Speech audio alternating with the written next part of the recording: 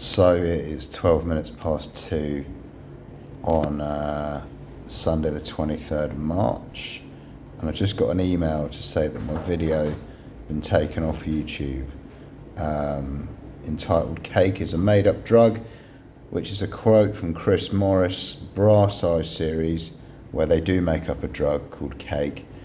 And I talked about someone offering me cake, and it says that at 5:44 I've identified personally identifiable information on that video. So what we'll do is I'll show you the video up to 5 minutes 44 when I revealed my passport, and you can make of it what you will. Here you go. Oop.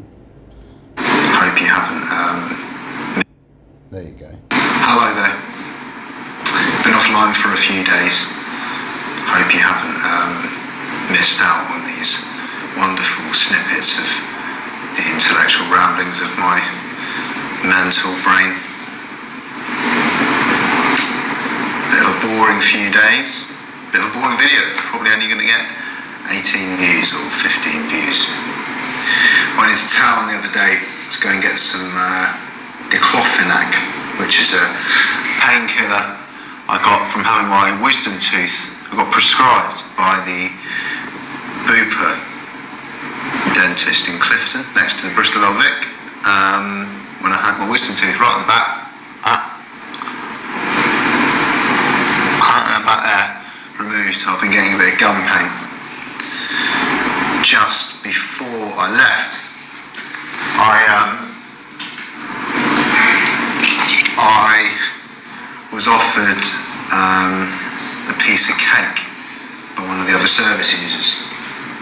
It was like a rectangular, very bright yellow cake with, in one of those sort of zigzaggy paper things that you bake cakes in, and came up to me and said, "Oh, Brody, have some cake. And I said, I've kind of got bad teeth now, I kind of want to watch my sugar intake. But he said, have some cake. And he sort of said, even just a little bit, just the tiniest bit, just have some, yeah? And I was like, no, I'm all right, thanks, mate. And I sort of went to my room for a wee, and I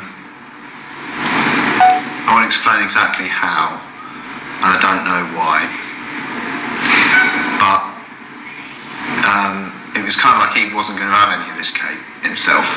It looked like it had been just sort of cut, just been sort of broken apart. Muslims around the world, might give them some more money this month coming.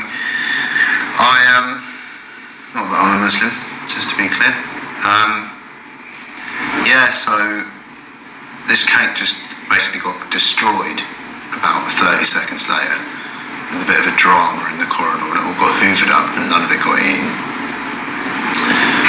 And I've had a couple of occasions where my name's been spelled wrong on documents. I've got this legal document which is mostly composed of bullshit stuff, that, not bullshit, but like boring, banal conversations where I've put prompts into AI and then it's come out with a bunch of stuff that, you know, kind of broadly references the truth without it being a valid source of information.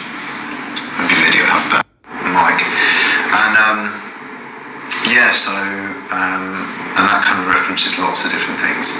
Things like the video I made with this document where my phone number for the hospital was put instead of the hospital number, and other legal problems I've had, you know, and I'm kind of reluctant to put it on the internet or to make this video, and that's been kind of like the next video I was going to make, and I haven't made any more videos because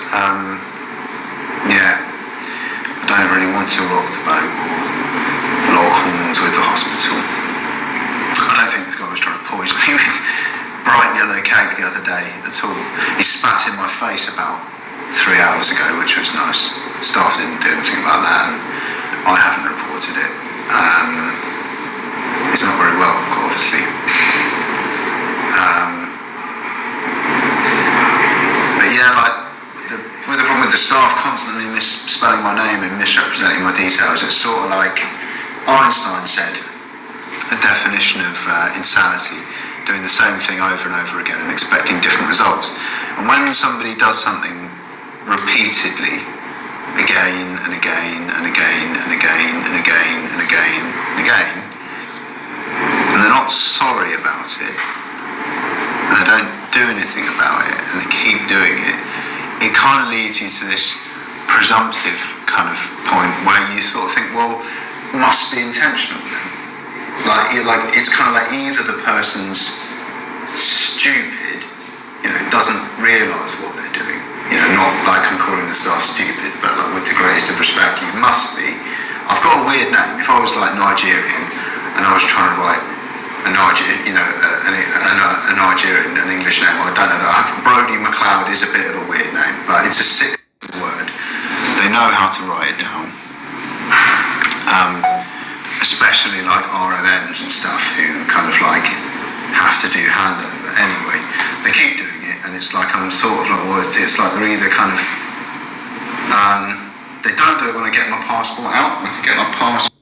Right, I'll pause it there, and let's just skip past a bit where I expose my personally identifiable information and passport number.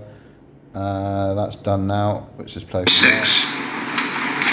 But anyway, they're not stupid, they're intelligent, and they're quite friendly, and they're quite affable, they're quite amiable people, but they keep sort of fucking things up over and over again, and I'm just sort of left in this, the way it makes me feel as a service user, as a mental patient, as a psychiatric patient receiving treatment for my mental well-being, and using the lawful documents, the legal contracts, the binding legal contracts designed to ensure my safety and the corroborative integrity of the administrative protocols and profiles required to make sure that I'm properly treated and my inalienable rights and insurance and all that sort of stuff is indemnified and protected. I keep getting cocked up. It's like, I don't think they're too stupid to get it right, But it is a weird name, so it's like if if my name was Engelbert Humperdinck, they might spell it wrong, especially if they're not all British nationals. Like, if I was trying to spell Chinese names or Nigerian names or Malaysian names, I'd probably be shit at that as well. Even if I was a very good, well-meaning somebody. But yeah, just a boring few days in hospital.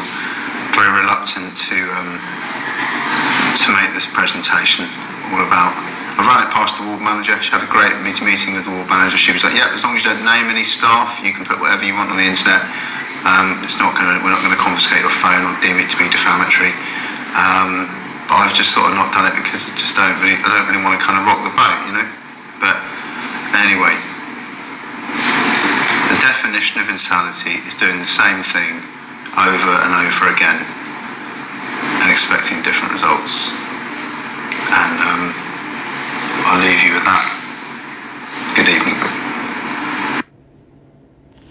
So, YouTube.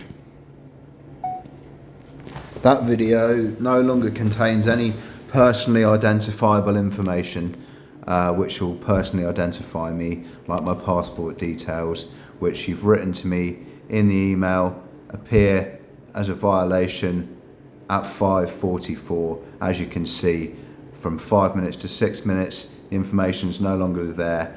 So thank you very much for your understanding, and I'd like to hope that you won't remove this video from your platform on the basis of the fact that my passport is no longer visible on the video, but the rest of the content is still there and true and accurate to the best of my beliefs.